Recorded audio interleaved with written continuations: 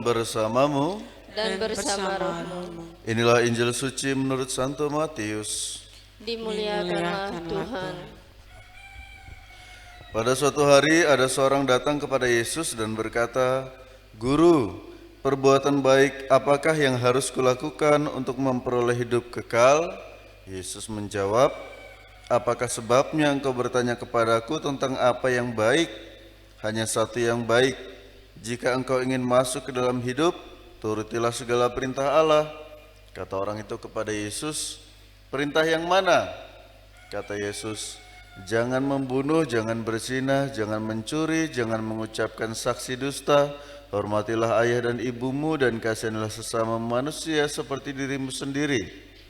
Kata orang muda itu, "Semuanya itu telah kuturuti, apalagi yang masih kurang?"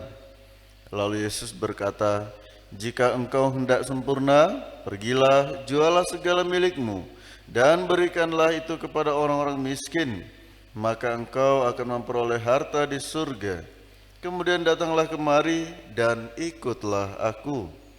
Ketika mendengar perkataan itu, pergilah orang muda itu dengan sedih, sebab hartanya banyak. Demikianlah sabda Tuhan. Terpujilah Kristus. Saudara-saudariku yang dikasihi Tuhan, dalam hidup ini hanya ada dua masalah yang membuat manusia itu cemas. Dalam perjuangan hidup, ketika ia mulai untuk mencari nafkah, kalau ia dapat pekerjaan yang baik, gaji yang baik, maka itu tidak menjadi masalah. Tetapi akan menjadi masalah ketika ia tidak dapat kerja baik, ketika ia tidak mendapatkan upah yang baik. Dan ketika seorang tidak mendapatkan upah yang baik, ada dua masalah yang selalu dirundung. Apakah ia dapat mempertahankan hidupnya, atau ia akan mudah terserang penyakit karena mungkin dari segi gizi makanan tak tercukupi dan lain sebagainya. Dan ketika seorang itu sakit, ia juga dihadapkan oleh dua masalah. Apakah ia akan dirawat dengan baik, atau ia akan membiarkan penderitaannya menyerang tanpa perawatan. Dan ketika seorang menderita dalam sakit, juga ada dua masalah yang senantiasa mengintai dirinya, yakni apakah ketika ia sakit, ia dapat bertahan hidup, atau ia akan mati.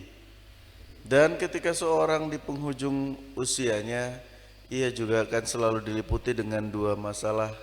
Apakah akhir hidupnya ia akan kembali ke rumah Bapa, atau justru masuk ke dalam neraka.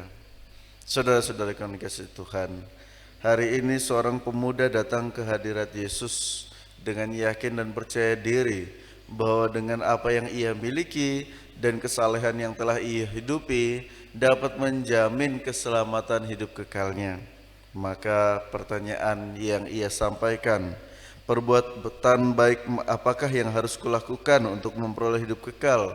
sebenarnya adalah sebuah pertanyaan yang menyombongkan diri, karena ia telah berjuang untuk taat setia terhadap 10 perintah Allah, maka ia dengan percaya dirinya menantang Yesus, dan ia yakin bahwa ia pasti dapat jaminan hidup yang kekal atas kebaikan dan juga perjuangan hidupnya selama hidup.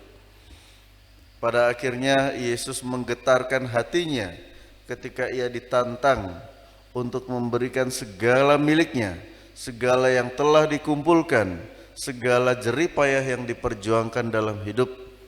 Yesus menantangnya apakah mampu ia melepaskan itu semua untuk diberikan kepada orang yang miskin. Di sini Yesus tidak serta-merta menyuruhnya untuk menjadi sama seperti orang-orang miskin. tetapi sang pemuda sendiri yang menantang untuk menjadi sempurna. Maka Yesus pun memberikan teladan bahwa jika engkau hendak sempurna, maka jualah segala milikmu dan berikan itu kepada orang miskin. Artinya Yesus telah terlebih dahulu memberikan contoh dan teladan untuk mengasihi sehabis-habisnya. Dan jika sang pemuda sungguh-sungguh bisa meneladani Yesus, maka jaminan hidup abadi sudah ada di depan mata. Akan tetapi rupanya di penghujung perikop bacaan Injil yang barusan kita dengar, sang pemuda masih berat hati karena ia masih memiliki kelekatan terhadap harta duniawi. Saudara-saudara yang dikasihi Tuhan, siapa yang tidak senang ketika memiliki jaminan hidup berupa harta duniawi? Pasti kita semua masih membutuhkannya ketika masih hidup.